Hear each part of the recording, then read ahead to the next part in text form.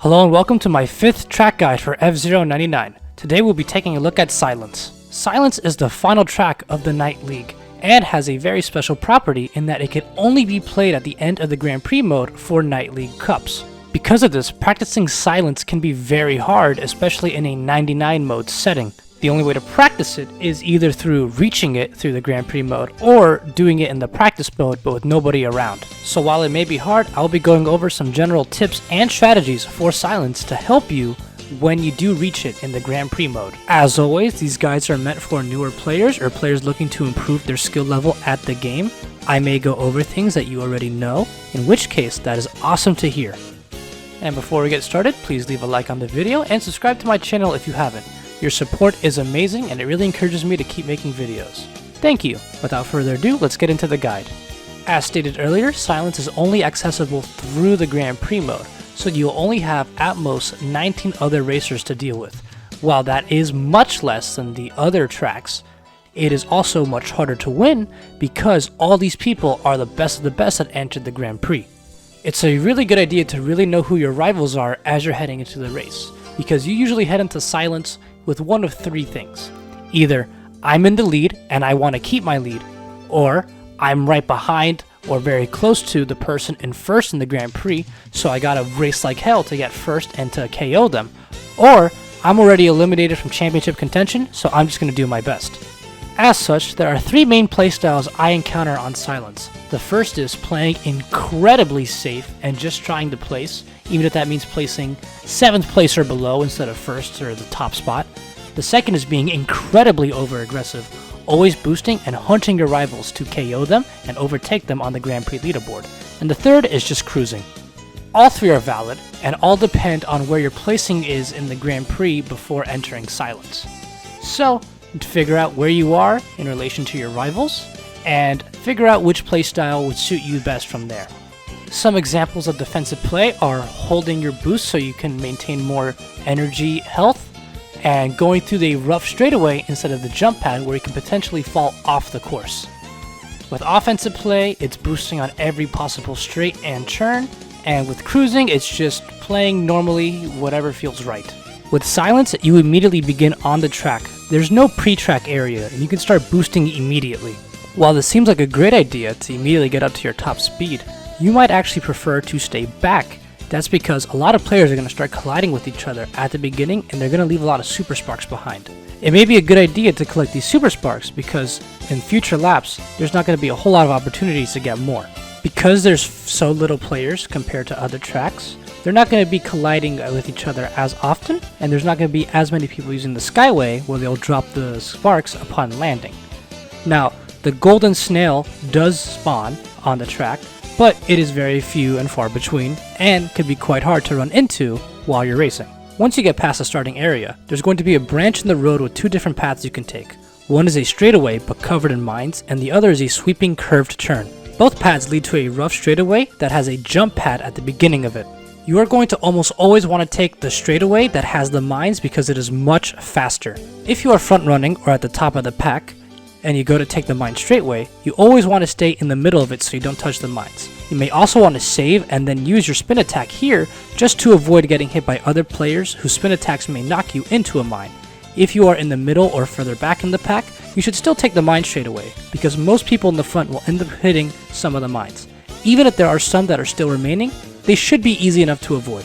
Taking the sweeping curve turn is just much slower in every regard. If you take it when you're in the front, you're going to end up by the bottom of the pack, and if you're at the back of the pack and you take it, you're just going to go further back.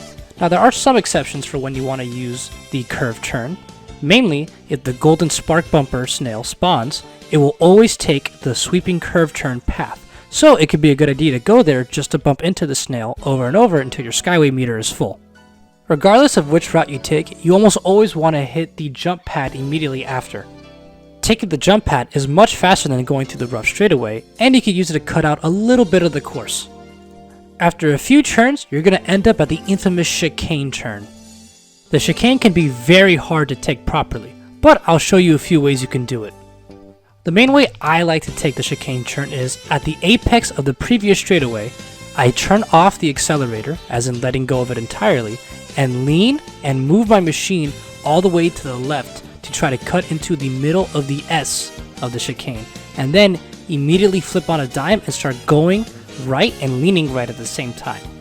I don't accelerate at all in this process until I end up facing in the correct direction to go to the rest of the course. Then I immediately boost.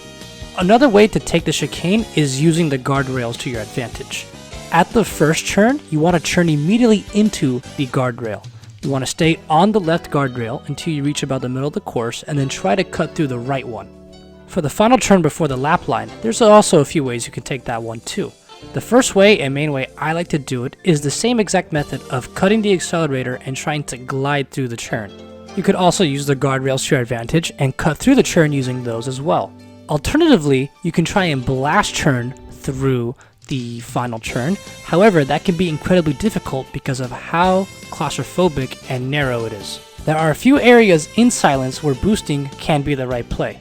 The first area is going to be the starting area, either right before or after the lap line. It's a straightaway and it's a good way to go through it fast. The second could be the rough straightaway by the jump pad. In case you miss the jump pad or get knocked to the straightaway, it's going to be a good idea to boost through it unless your health is low, so you can easily get past it and try to maintain or get back your original position. You don't want to boost on the mine straightaway in case there are any mines remaining, because if you hit one it's going to be devastating, and you also don't want to boost there because it's going to be easier to hit the jump pad without boosting than with it.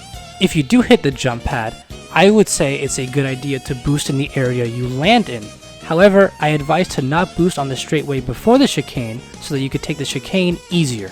You should always boost on the straightaway after the chicane. However, be wary of boosting on the final turn. It's going to be very tight and congested with AI bumper cars, and if you are battling another player, they could end up hitting you into one of them and be devastating towards your health. Now, you can boost on the final turn if it's like the last lap or if you're trying to outplace somebody, but just be cautious and wary of when you do. With the Skyway on Silence, it usually lasts a long time regardless of your position when you activate it. So, I advise to use the Skyway whenever you get it, as long as it is after the jump pad. The reason you want to activate it after the jump pad is because if you activate it before the jump pad, it's going to take you through the curved turn and make you go needlessly slower.